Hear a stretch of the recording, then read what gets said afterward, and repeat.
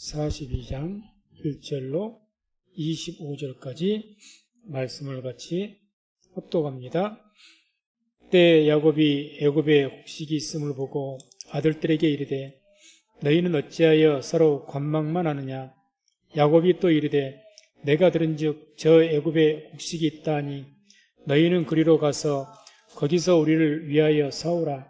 그리하면 우리가 살고 죽지 아니하리라 하며 요셉의 형 십인이 애굽에서 곡식을 사려고 내려갔으나 야곱이 요셉의 아우 베냐민을 그 형들과 함께 보내지 아니하였으니 이는 그의 말이 재난이 그에게 미칠까 두렵다 함이었더라. 이스라엘의 아들들이 양식 사러 간 자 중에 있으니 가나안 땅에 기근이 있음이라. 때에 요셉이 나라의 총리로서 그 땅 모든 백성에게 팔더니 요셉의 형들이 와서 그 앞에서 땅에 엎드려 절하며 요셉이 보고 형님들인 줄 아나 모르는 채 하고 엄한 소리로 그들에게 말하여 가로되 너희가 어디서 왔느냐. 그들이 가로되 곡물을 사려고 가나안에서 왔나이다. 요셉은 그 형들을 아나 그들은 요셉을 알지 못하더라. 요셉이 그들에게 대하여 꾼 꿈을 생각하고 그들에게 이르되 너희는 정탐들이라. 이 나라의 틈을 엿보려고 왔느니라. 그들이 그에게 이르되 내 주여 아니니이다. 종들은 곡물을 사러 왔나이다. 우리는 다 한 사람의 아들로서 독실한 자니 종들은 정탐이 아니니이다. 요셉이 그들에게 이르되 아니라 너희가 이 나라의 틈을 엿보러 왔느니라. 그들이 가로되 주의 종 우리들은 12형제로서 가나안 땅 한 사람의 아들들이라. 말째 아들은 오늘 아버지와 함께 있고 또 하나는 없어졌나이다. 요셉이 그들에게 이르되 내가 너희에게 이르기를 너희는 정탐들이라 한 말이 이것이니라. 너희는 이같이 하여 너희 진실함을 증명할 것이라. 바로의 생명으로 맹세하노니 너희 말째 아우가 여기 오지 아니하면 너희가 여기서 나가지 못하리라. 너희 중 하나를 보내어 너희 아우를 데려오게 하고 너희는 갇혀 있으라. 내가 너희의 말을 시험하여 너희 중에 진실이 있는지 보리라. 바로의 생명으로 맹세하노니 그리하지 아니하면 너희는 과연 정탐이니라 하고 그들을 다 함께 3일을 가두었더라. 3일 만에 요셉이 그들에게 이르되 나는 하나님을 경외하노니 너희 이같이 하여 생명을 보존하라. 너희가 독실한 자이면 너희 중에 형제 중 한 사람만 그 옥에 갇히게 하고 너희는 곡식을 가지고 와서 너희 집들의 주림을 구하고 너희 말째 아우를 내게로 데리고 오라. 그리하면 너희 말이 진실함이 되고 너희가 죽지 아니하리라. 그들이 그대로 아니라 그들이 서로 말하되 우리가 아우의 일로 인하여 범죄하였도다. 그가 우리에게 애걸할 때에 그 마음의 괴로움을 보고도 듣지 아니하였으므로 이 괴로움이 우리에게 임하도다. 르우벤이 그들에게 대답하여 가로되 내가 너희더러 그 아이에게 득지하지 말라고 하지 아니하였느냐. 그래도 너희가 듣지 아니하였느니라. 그러므로 그의 핏값을 내게 되었도다 하니 피차간에 통변을 세웠으므로 그들은 요셉이 그 말을 알아들은 줄 알지 못하였더라. 요셉이 그들을 떠나가서 울고 다시 돌아와서 그들과 말하다가 그들 중에서 시므온을 취하여 그들의 목전에서 결박하고 명하여 곡물을 그 그릇에 채우게 하고 각인의 돈은 그 자루에 도로 넣게 하고 또 길 양식을 그들에게 주게 하니 그대로 행하였더라. 아멘. 오늘 말씀은 애굽에 양식이 있다는 그 소식을 들은 야곱이 그 이스라엘의 아들들을 애굽으로 내려간 그리고 요셉을 만난 그런 이야기들이 쭉 나오고 있습니다. 애굽과 그 중동 지역에가 아주 심각한 기근이 있었다고 성경은 계속 말씀을 합니다. 그래서 이제 7년 풍년이 끝났고 흉년이 이제 시작되어서 많은 사람들이 애굽에 식량이 있다는 소식을 듣고 애굽 그 가나안 땅뿐만 아니라 그 중동 지역에 있던 다른 나라들에서도 이제 많이 식량을 사러 애굽으로 갔을 것 같습니다. 그래서 이제 이 1절에서 4절도 이렇게 쭉 보게 되면 야곱이 아들들을 애굽으로 보내는 내용이 쭉 나옵니다. 때에 야곱이 애굽에 곡식이 있음을 보고 아들들에게 이르되 너희는 어찌하여 서로 건망만 하느냐. 야곱이 또 이르되 내가 들은즉 저 애굽에 곡식이 있다 하니 너희는 그리로 가서 거기서 우리를 위하여 사오라. 그리하면 우리가 살고 죽지 아니하리라. 요셉의 형 시빈이 애굽에서 곡식을 사려고 내려갔으나 야곱이 요셉의 아우 베냐민을 그 형들과 함께 보내지 아니하였으니 이는 그의 말이 재난이 그에게 미칠까 두렵다 함이었더라. 야곱이 이제 아들들 10명을 이렇게 애굽으로 보냅니다. 당시 살고 있었던 헤브론이라는 지역이 이제 야곱과 그 가족들이 살고 있었던 지역인데 거기에서 애굽까지 가기 위해서는 약 400km 이상을 걸어가야 하는 먼 길입니다. 그렇기 때문에 이제 또 그 양식을 사는데 야곱의 그 족속들 그 일가족이 약 70명이 넘는다고 했습니다. 70명. 그래서 요셉이 이제 다 오라고 했을 때 보니까 72인이 갔다고 했죠. 70명이 넘는 가족들이 살고 있었기 때문에 그 70인이 먹을 그 식량을 구하려면 아주 상당한 분량을 가져와야 될 겁니다. 몇 개월을 먹더라도. 아무튼 10명의 형제들. 그런데 특별히 베냐민은 야곱이 이때까지도 아마 요셉 대신에 요셉의 친동생인 이 베냐민을 편애를 좀 했던 것 같습니다. 그래서 이때도 베냐민이 막내이지만은 최소한 20대 중반이 넘었을 것 같은데 함께 보내질 않았다. 이렇게 나오죠. 야곱의 편애가 문제를 많이 일으켰는데도 불구하고 끝까지 그 편애를 버리지 못한 것 같습니다. 그 다음에 이제 5절에서 8절까지 내용을 보게 되면 드디어 그 야곱의 아들들, 요셉의 형제들이 이제 애굽에 가서 양식을 사기 위해서 요셉 앞에 엎드리는, 절을 하게 되는 그런 내용이 나옵니다. 보게 되면 이스라엘의 아들들이 양식 사러 간 자 중에 있으니 가나안 땅에 기근이 있음이라. 때 요셉이 나라의 총리로서 그 땅 모든 백성에게 팔더니 요셉의 형들이 와서 그 앞에서 땅에 엎드려 절하며 요셉이 보고 형들인 줄 아나 모르는 체하고 엄한 소리로 그들에게 말하여 가로되 너희가 어디서 왔느냐. 그들이 가로되 곡물을 사려고 가나안에서 왔나이다. 요셉은 그 형들을 아나 그들은 요셉을 알지 못하더라. 아마 애굽으로 가나안 땅 백성들뿐만 아니라 다른 열국의 나라에서도 많이 이제 그 애굽으로 가서 식량을 사려고 갔을 건데 또 이때 이제 애굽이라고 아무리 식량이 많다고 해서 무한대로 외국 사람들에게 팔 수는 없겠죠. 그래서 여러 가지 이제 오는 것을 검열을 통해서 팔 수 있는 정도만 팔고 또 이렇게 했을 겁니다. 아마 이렇게 하면서 요셉이 아마 미리 부하들에게 그 이야기를 일러뒀을 것 같습니다. 분명히 가나안 땅에도 식량이 떨어졌을 터이니 자기 형제들이 아마 여기로 식량을 사러 올 수밖에 없을 것이다. 아마 일가족이 다 오든지 아버지와 함께 오든지 아니면 형들이라도 와서 식량을 사러 오게 될 것이라는 것을 알 겁니다. 예상을 했겠죠. 그래서 요셉이 바로 총리나 되는 사람이 그 외국 사람들이 일일이 식량 사러 온 것을 다 보고 있을 수는 없는 거죠. 자기 업무도 많은데. 그러니까 아마 부하 직원들의 아래서 혹시 가나안 땅에서 이러이러한 일행들이 보이면 나에게 빨리 보고해라. 아마 그런 것을 다 일러뒀을 것 같아요. 그러니까 아마 그런 비슷한 사람이 왔다 그러니까 요셉이 와서 들러보러 왔을 것이고 딱 이제 이 형들과 만나게 되는 거죠.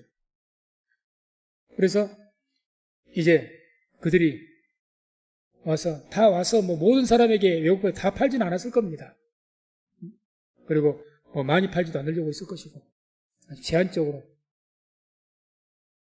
특별히 이제 와서 총리 앞에 와서 형제들을 와서 이제 엎드려서 이렇게 절연하는 그런 내용이죠. 그런데 그 형들은 요셉을 알아보지 못했다 그러죠.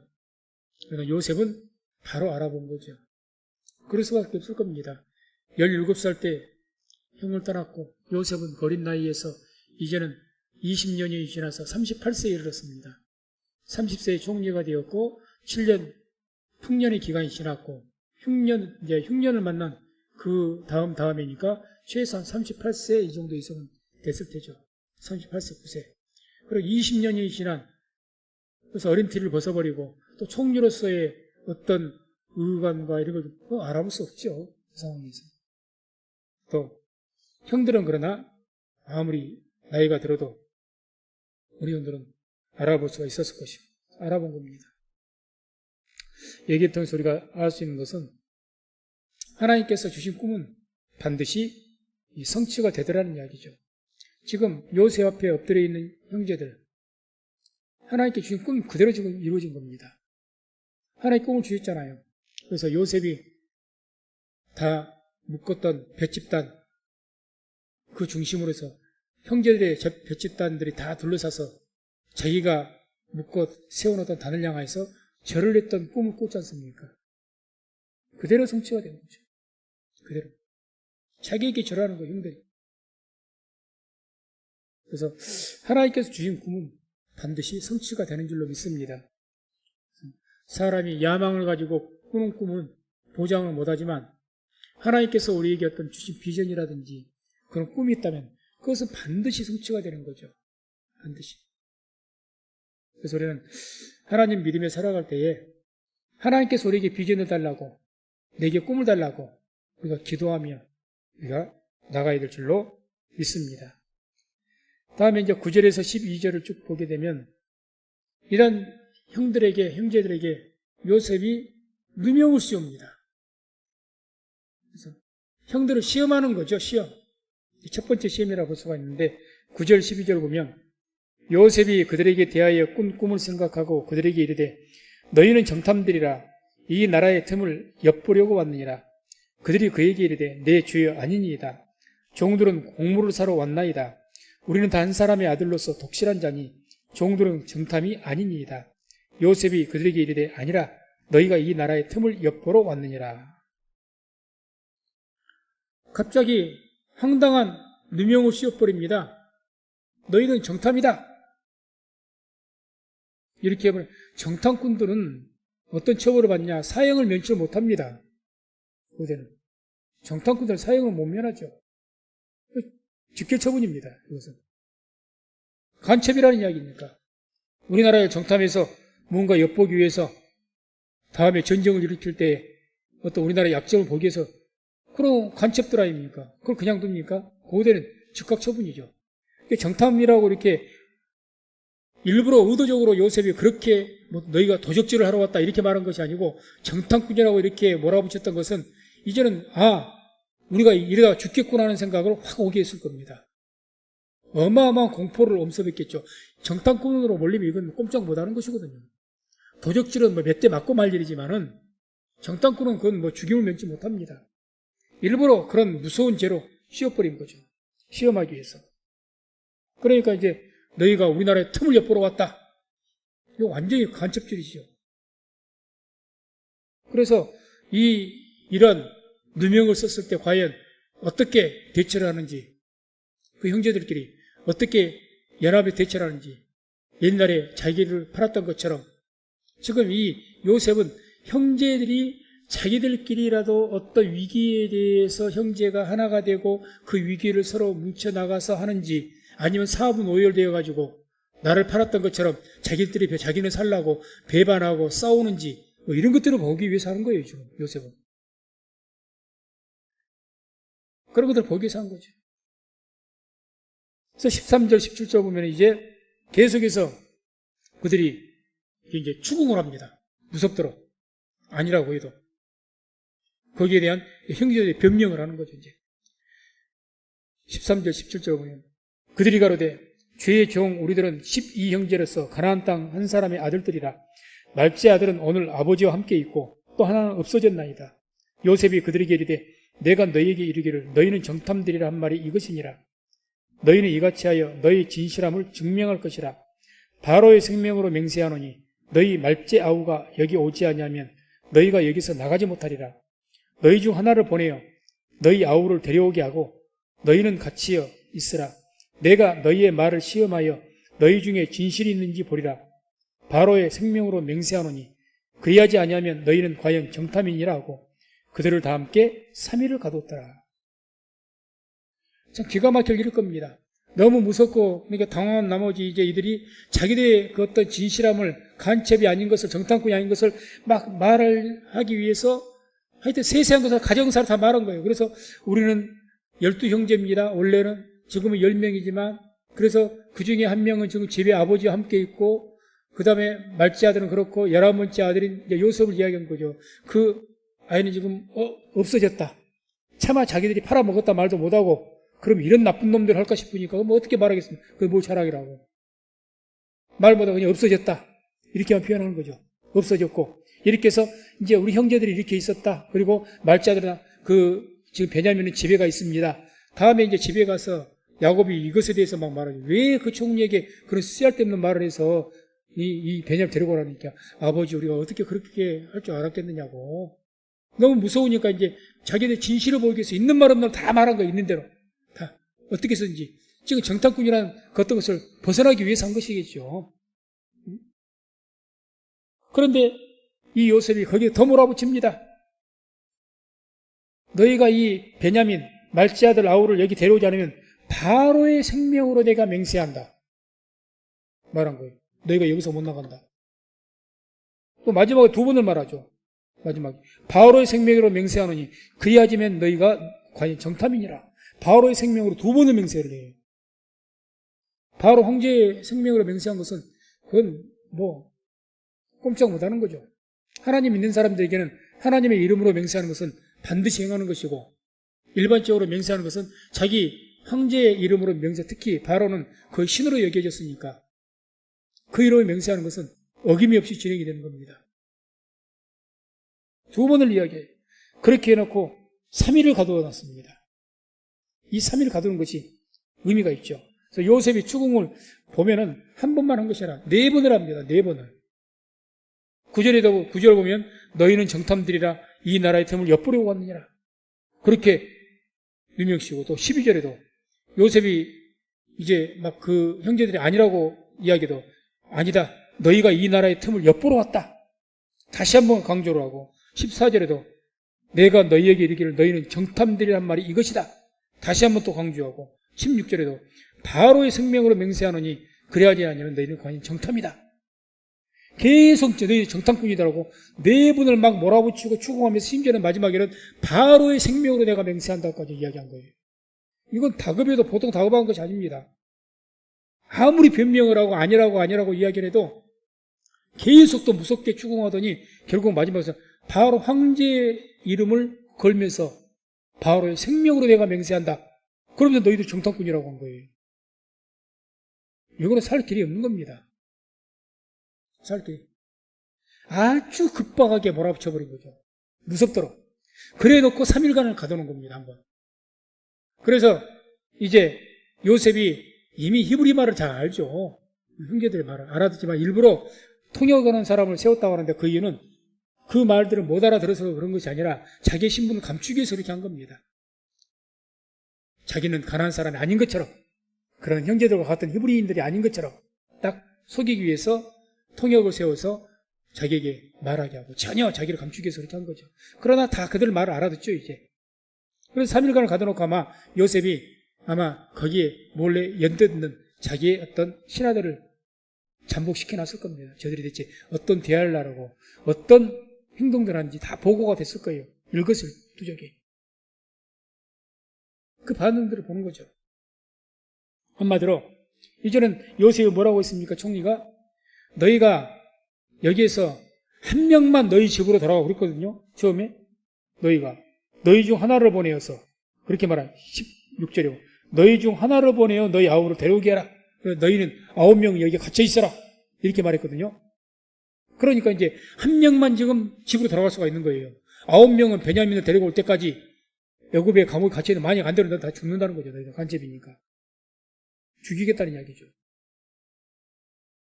그러니까 이제 아마 이걸 봤을 겁니다. 이제는 자기들끼리 물고 뜯고 싸우면서 서로 나가기 위해서 서로 나가려고 그러는지 안 그러는지 자기를 팔아먹었던 형이니까 내 살겠다고 서로 막 싸우고 그러는지 아마 그런 것을 봤을 것 같아요. 아마 그런 상황이었으면 자기 베냐민도 요셉 생각에는 그러겠죠. 아마 내 동생, 친동생 베냐민도 그냥 두지 않았을 것이다. 뭐 그런 예상하겠죠. 그래서 이와 같이 그런 어떤 모습을 보기 위해서 시험을 한 겁니다. 지금 형제들의 의외가 어떠한지, 친동생인 자기를 팔아먹을 정도면 자기들끼리는 또 어떠한지, 베냐민은 정말 자기 친동생은 무사한지, 이런 것들을 알고 싶은 거죠. 다 시험이죠, 시험. 계속 이제 다음 주도 계속 요셉이 이제 형제들을 시험하는 겁니다. 다. 18절에서 20절 보면 이제 3일 뒤에죠. 형제들에 대한 어떤 요셉이 조치를 딱 결정을 내립니다. 3일 뒤에. 3일 만에 요셉이 그들에게 이르되 나는 하나님을 경외하노니 너희는 이같이 하여 생명을 보존하라. 너희가 독실한 자이면 너희 형제 중 한 사람만 그 옥에 갇히게 하고 너희는 곡식을 가지고 가서 너희 집들의 주림을 구하고 너희 말째 아우를 내게로 데리고 오라. 그리하면 너희 말이 진실함이 되고 너희가 죽지 아니하리라. 그들이 그대로 하니라. 자, 이제 3일간을 보았더니 어느 정도 요셉에게 합격점을 받은 것 같습니다. 처음에 어떻게 했어요?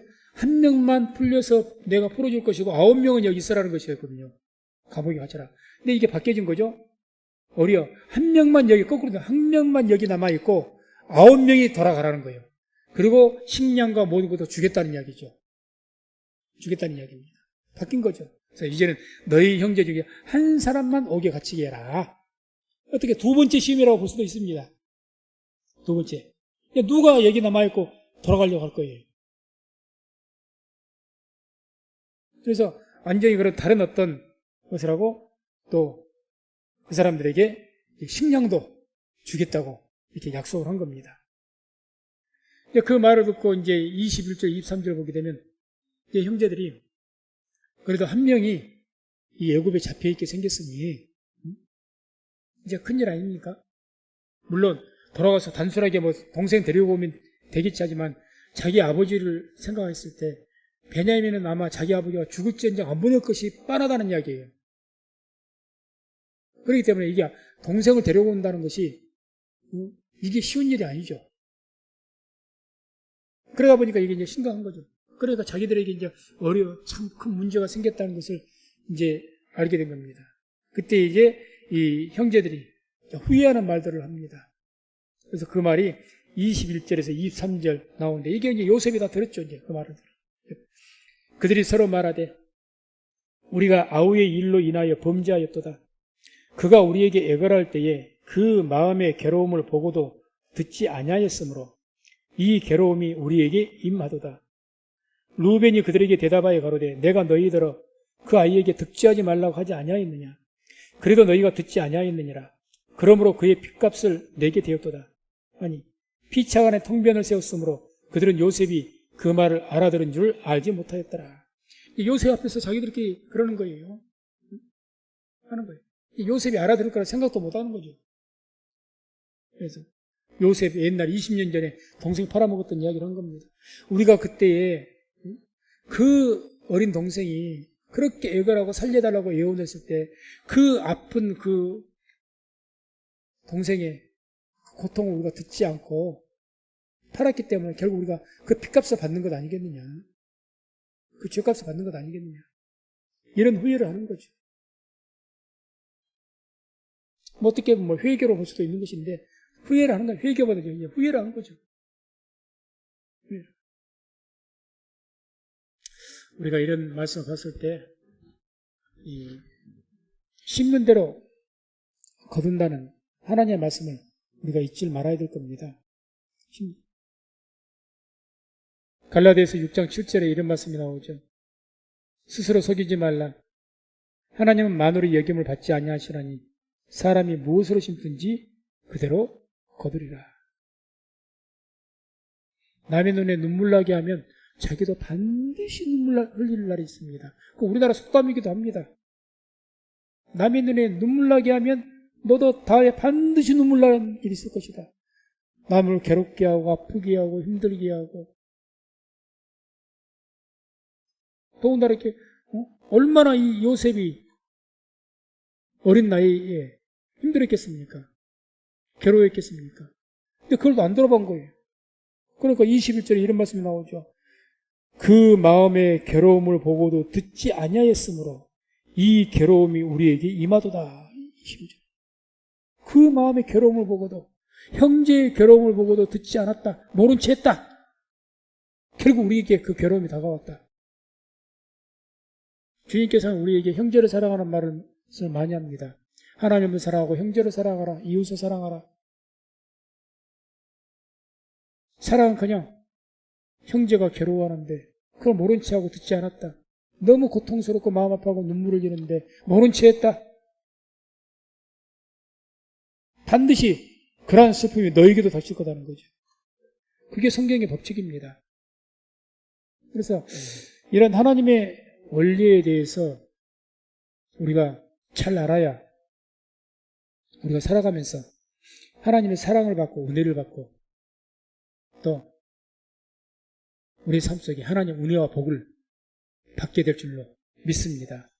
그래서 예수님께서도 그러지 않습니까? 마태복음 7장 1절부터 그러거든. 비판하지 말아라. 누구이 나를 비판하고 정죄하면 비판하고 정죄하고 그렇게 하면 너가 그 비판은 그 비판으로 너도 비판을 받을 것이고 그렇게 정죄하면 너도 정죄를 받을 것이다. 그게 뿌리는 대로 거둔다는 거죠. 뿌리는 대로. 이게 비판하지 말라, 정죄하지 말아라, 판단하지 말아라 이런 말씀을 하는 겁니다. 그래서 우리가 함부로 우리가 말을 해서도 안 되는 것이고 남을 정죄하거나 비판해도 안 되는 것이고 그래서 남의 눈물을 흐르게 하면 너도 반드시 지금 이 형제들은 20년 만에 지금 고통을 받는 겁니다. 20년 만에. 고통을 당하는 거죠. 그 다음에 이제 24절, 25절 오면 이제 요셉이 그 형제들의 모습 보고 이제 우는 거예요. 통곡을 합니다. 통곡을 하고. 그리고 이제 마지막 조치를 취합니다. 24절, 25절 보면 요셉이 그들을 떠나가서 울고 다시 돌아와서 그들과 말하다가 그들 중에서 시므온을 취하여 그들의 목전에서 결박하고 명하여 곡물을 그 그릇에 채우게 하고 각인의 돈은 그 자루에 도로 넣게 하고 또 길 양식을 그들에게 주게 하니 그대로 행하였더라. 요셉이 여기서 이제 성경에 떠나가서 울고라고 단순히 울고라고 하는데 성경 원문에 보면 통곡하다, 울부짖다는 뜻이에요. 막 소리내서. 너무너무 괴로웠던 거죠. 애증이 교차했겠죠. 형들에 대한 미움, 한편으로 그리움. 왜 안 그러겠습니까? 형제들인데. 자기를 그렇게 팔았던 것은 너무너무 밉죠. 그래서 자기가 이제 총리가 되고 나서 에브라임과 므낫세를 낳으면서 므낫세는 어떤 뜻입니까? 잊어버리다 그 뜻 아닙니까? 므낫세가. 자기의 옛날에 고통 형들이 팔아갖고 노예 생활했던 그 고통을 잊어버리겠다고 해서 므낫세라는 이름을 지었거든요. 하나님 앞에 하나님 내가 옛날에 형들이 팔았던 고통 이걸 그 원망하지 않고 잊어버리겠습니다. 뭐 형들 한마디로 미워하지도 않겠습니다. 이런 의미가 되겠죠. 잊어버리겠다는 거니까. 그렇게 아마 그때 이후로 잊었을 것 같아요. 그러니까 아마 이제 그 앙금도 있겠죠. 상처도 있겠지만은 너무 그 어떤 마음에 20년 만에 만났으니 얼마나 그리움을 복받치겠습니까? 그러니까 그걸 참고 울고 다시 가서 이제 그들에게 말하면서 그렇게 울었으면 감정이 복받쳐서 그때라도 형들 나 요셉이 하고 할 것 같은데 안 한다는 이야기죠. 안 하고 어떻겠습니까? 시므온을 그 눈두라 그 형제들 앞에서 결박을 해버려요. 결박을.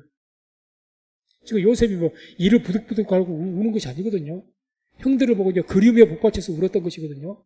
그리움과 그런데 그 자기 어떤 그 그리움에 대한 감정을 억누르고 아주 엄하게 보는 눈앞에서 시므온을 결박했다고 하는데 이 결박했다는 그 성경 원어의 뜻도 굉장히 그 단단하게 결박했다는 그 아주 난폭하게 결박했다는 그런 의미예요. 아주 무섭도록. 아니 정탐꾼으로 지금 의심하면서 체포한 것 아닙니까? 아주 그들 앞에서 그 결박하는데 보란듯이 형제들 앞에서 결박한 이유도 엄격하게 결박한 거죠. 아마 이 시므온이 여기서 고생을 아주 크게 할 것이라는 그 어떤 예상할 수밖에 없죠.